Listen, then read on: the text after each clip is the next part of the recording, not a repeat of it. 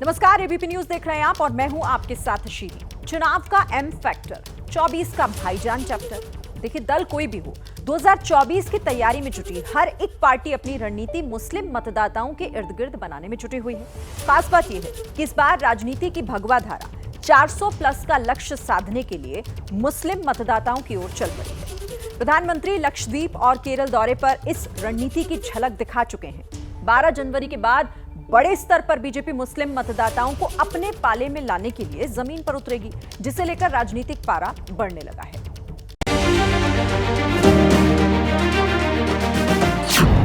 Left और कांग्रेस के गठबंधन की सरकारें थी, तब तक मुस्लिम बहनें ट्रिपल तलाक से परेशान थी। मोदी ने मुस्लिम बहनों को ट्रिपल तलाक से मुक्ति देने की गारंटी दी थी।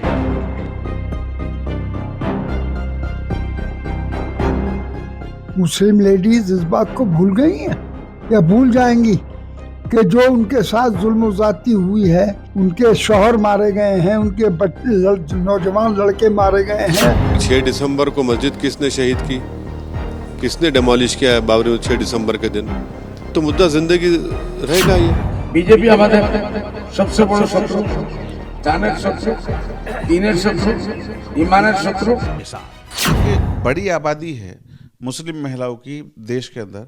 इसमें जो भारतीय जनता पार्टी उन महिलाओं को खासतौर से फोकस कर रही है जिनको इन योजनाओं का लाभ मिला।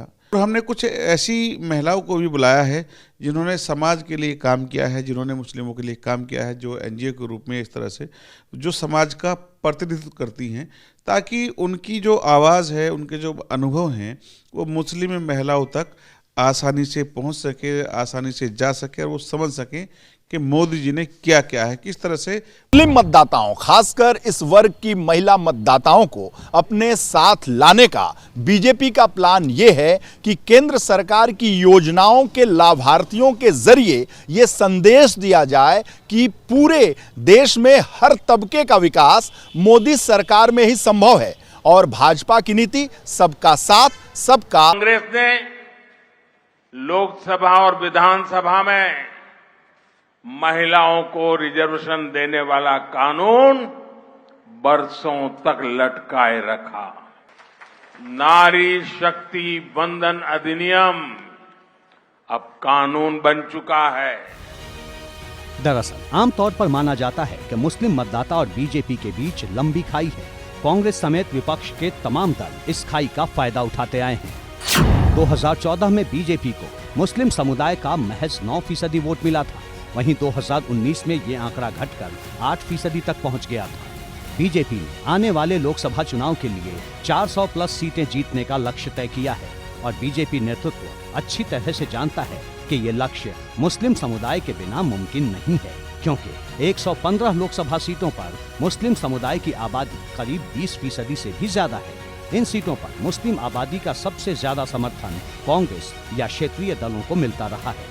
यूपी में समाजवादी पार्टी, बंगाल में टीएमसी, बिहार में आरजेडी और जेडीयू, जबकि दक्षिण भारत और सेंट्रल इंडिया के हिस्सों में कांग्रेस को मुस्लिम वोट बैंक का बड़ा हिस्सा मिलता रहा है।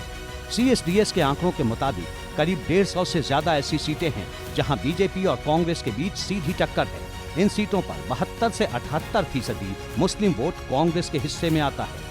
यही वजह है कि अब बीजेपी की रणनीति बदली हुई है। लेकिन सवाल है, क्या मुस्लिम मतदाता बीजेपी पर भरोसा जताएंगे? माइनॉरिटी की जो महिलाएं हैं उनमें बीजेपी के प्रति एक सिंपैथी है और ख़ासतौर पे जो तमाम तरह तरह के इन्होंने स्कीमें लॉन्च की जिससे महिलाओं को बेनिफिट हुआ, 3 तलाक का इशू था, उससे उनको ये मैसेज गया कि हमारी चिंता करने वाली भी कोई सरकार है। 2019 में जहाँ पे उज्ज्वला योजना पहुँची थी वहाँ पे मुस्लिम इलाकों में वोट मिले हैं और जो हम लोगों को अपने ऑब्जर्वेशन में चीज़ें समझ में आई, जिनको आवास मिले थे उस इलाके में न सिर्फ जिनको आवास मिला वो बल्कि तमाम दूसरे लोगों ने भी वोट किया। जिन बूथों पे बीजेपी को वोट नहीं मिलता था मुस्लिम इलाके में, वहाँ पे वोट मिले हैं। तो ऐसा संकेत है कि आने वाले दिन में मुस्लिम कम्युनिटी से ज़्यादा वोट मिलेगा। एक और बीजेपी मुस्लिम वोट बैंक की घेराबंदी का प्लान तैयार कर जमीन पर उतरने की तैयारी में है, तो वहीं कांग्रेस अध्यक्ष मल्लिकार्जुन खड़गे ने कार्यकर्ताओं को दलित, ओबीसी के साथ मुस्लिम समुदाय को जोड़ने के निर्देश जारी कर दिए, जबकि क्षेत्रीय दल भी इसी कवायद में जुटे हैं कि कुछ भी हो जाए लेकिन मुस्लिम वोट बैंक छिटकना नहीं चाहिए।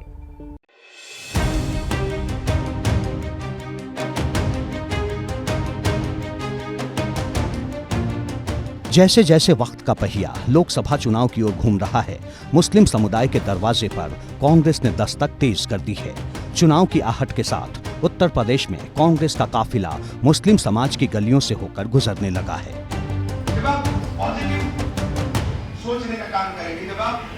उत्तर प्रदेश हो या फिर दक्षिण भारत का कर्नाटक और तेलंगाना, कांग्रेस की कोशिश दलित, मुस्लिम और ओबीसी वोट बैंक का गठजोड़ तैयार कर दिल्ली के राजपथ का रास्ता तय करने की है। झारखंड में कांग्रेस ने गुलाम अहमद मीर को प्रदेश प्रभारी बनाकर बड़ा संदेश दिया है। वहीं राहुल गांधी की भारत जोड़ो न्याय यात्रा के रास्ते में ज्यादातर मुस्लिम बहुल लोकसभा सीटों को जोड़ा गया है, जबकि यूपी में 20 दिसंबर से शुरू हुई कांग्रेस की यात्रा का रुख भी मुस्लिम मतदाताओं की ही ओर है। 20 दिसंबर को कांग्रेस ने सहारनपुर से यात्रा की शुरुआत की। यात्रा के रूट मैप में पड़ने वाले 11 में से 7 जिले मुस्लिम बहुल हैं। ये मुस्लिमों का मन बदल चुका है और मुस्लिम ने मन बना लिया है, भारतीय जनता पार्टी के साथ रहेगा। आने वाले लोकसभा 2024 चुनाव में पूर्ण बहुमत से बीजेपी को पुनः जो है जीत दिलाएगा। मुसलमान भाजपा पे 2014 से विश्वास करता चला है और अभी आने वाले चुनाव में आपने देखा होगा जो अल्पसंख्यकों का कम से कम 12% वोट डाइवर्ट होकर भारतीय जनता पार्टी की तरफ आया है। भारतीय जनता पार्टी में सबका साथ, सबका विकास के साथ जो सबका विश्वास लगातार जुड़ता चला जा रहा है, तो ये भी अल्पसंख्यक समाज की एक बहुत बड़ी उपलब्धि है कि भारतीय जनता पार्टी में विश्वास रखे हुए हैं। जो मुसलमानों में शुरुआत में एक भय था भाजपा के आने से, उसको ये लग रहा था कि भाजपा आएगी तो मुसलमानों के साथ अत्याचार होगा, लेकिन 9 साल मोदी जी के पूरे बिंदास तरीके से बीते, कहीं पर कोई मुसलमानों का शोषण नहीं हुआ। अगर एक तरफ भव्य राम मंदिर बन रहा है तो दूसरी तरफ उनकी मस्जिद की भी तैयारी होने वाली है। और ये भी खबर है कि कांग्रेस क्षेत्रीय दलों के प्रभाव वाले राज्यों, खासकर यूपी में उन्हीं सीटों की डिमांड कर रही है जहां मुस्लिम आबादी ज्यादा है। यानी कांग्रेस की नजर मुस्लिम मतदाताओं पर है, जबकि समाजवादी पार्टी, आम आदमी पार्टी, टीएमसी, बीएसपी, आरजेडी और जेडीयू जैसे दल भी मुस्लिम वोट बैंक पर अपनी पकड़ मजबूत करने में जुटे हैं। अब सवाल है कि मुस्लिम मतदाता किधर जाएंगे और नतीजों के बाद किसके सपने बिखर जाएंगे। देखिए, भारतीय जनता पार्टी को और नरेंद्र मोदी जिस भारतीय जनता पार्टी के लीडर होंगे उसे मुसलमान कभी भी इस देश में वोट नहीं करेगा। इस सच्चाई को बीजेपी भी जानती है और नरेंद्र मोदी और उनके रणनीतिकार भी जानते हैं, पर वो हमेशा इस बात की कोशिश करते रहते हैं कि अल्पसंख्यक यानी मुस्लिम रिएक्शन में मत खड़ा हो। तो ये जो मोदी भाईजान है रिएक्शन में मत खड़ा हो, और अगर रिएक्शन में खड़ा होता है तो उसका जवाब हो, उसकी रणनीति है, ये उसी का हिस्सा है। बीजेपी के साथ कितने फीसदी मुस्लिम मतदाता जोड़ेंगे? 2019 के मुकाबले बीजेपी मुस्लिम वोट बैंक के मामले में कितनी बढ़त हासिल करेगी? चुनाव जैसे जैसे करीब आ रहे हैं ये सवाल बड़ा हो रहा है, क्योंकि बीजेपी एक ओर मुस्लिमों को जोड़ने की बात कर रही है तो दूसरी ओर सीएए और यूनिफॉर्म सिविल कोड को भी लागू करने की बात कह रही है। ऐसे में विपक्ष का दावा है कि मुस्लिम मतदाता पिछले चुनाव की तरह ही इस बार भी बीजेपी के साथ नहीं जाने वाले। देखिए, इतिहास बताता है इन 9 सालों में मुसलमानों को सिवाय सताने का दूसरा काम तो हुआ नहीं है। मुसलमानों की सिवाय दिल आज़ारी करने का और कोई तो काम नहीं हुआ। कहीं हिजाब पे पाबंदियाँ हो रही हैं तो कहीं नमाज पे हो रही हैं, कहीं अजान पे हो रही हैं, कहीं मस्जिद पे तो कहीं मदरसों के ऊपर। तो ये भाईजान जो हैं, ये भाईजान हैं नपुर शर्मा के, मुस्लिम महिलाओं के नहीं हैं। वो मुसलमान जिसका ईमान मोहम्मदुर रसूल अल्लाह के ऊपर है, उसकी शान में गुस्ताखी करने वाली औरत को क्या कोई सज़ा दी गई थी? तो ये तो वो लोग हैं कि ये पीछे से लात मारते हैं और उम्मीद ये करते हैं कि हम थैंक यू कहें। लेकिन बीजेपी के माइनॉरिटी प्लान और विपक्ष के दावों से इतर सवाल है कि आखिर मुस्लिम मतदाताओं के मन में क्या है? क्या आने वाले लोकसभा चुनाव में मुस्लिम समुदाय का वोटिंग पैटर्न बीजेपी के मन मुताबिक होगा या फिर बीजेपी और मुस्लिम के बीच खाई बरकरार रहेगी? कि मोदी जी बहुत अच्छा काम करवा रहे हैं, है ना, बहुत सारे जो है कि देश के लिए बहुत अच्छे काम कर रहे हैं और मुसलमान को लेके चल रहे हैं मोदी जी। और सब जो है कि मुसलमान मोदी जी के साथ हैं। भाई जब से मोदी जी आए हैं काम अच्छे हो रहे हैं और बदलते आ रहे हैं। भाई मुस्लिम मतदाता भी वोट डाल रहा है। भाई अब ये तो क्या है कि बातें जो चलती रहती हैं, भाई राजनीति में जो जिस पार्टी का है वो उस पार्टी की बात करता है। वैसे मुसलमानों को बहुत फायदा है, बहुत सुकून में है। ज्यादातर इलाकों में मुस्लिम मतदाताओं की राय बंटी हुई है, क्योंकि उसके सामने अयोध्या में राम मंदिर निर्माण का मुद्दा भी है, जिसे लेकर ओवैसी से लेकर दूसरे दलों के नेता माहौल बनाने में जुटे हैं। लेकिन इस बात से इनकार नहीं किया जा सकता कि लाभार्थी योजनाएं और प्रधानमंत्री नरेंद्र मोदी का चेहरा मुस्लिम मोर्चे पर भी बड़ी भूमिका निभा सकता है। मतलब हमारा देश जो लोकतांत्रिक देश है, उस देश में हमने देखा है कि कहीं ना कहीं मोदी फैक्टर अभी कहीं काम नहीं कर रहा है। कांग्रेस पार्टी हमेशा से कांग्रेस मुसलमानों का साथ दी है।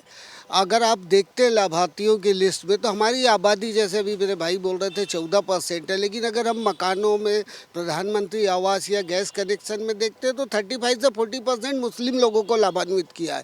तो अगर हम लोग लाभान्वित कर रहे हैं हमारे मोदी जी, तो हमारे मुस्लिम भाई क्यों नहीं उनके साथ जाएंगे? तो वो हक रखते हैं मोदी भाईजान बनने का। कुल मिलाकर कहें तो दिल्ली विजय के सबसे बड़े दंगल में मुसलमान और उनसे जुड़े मुद्दे चर्चा के केंद्र में रहने वाले हैं, जिसकी झलक अभी से नजर आने लगी है।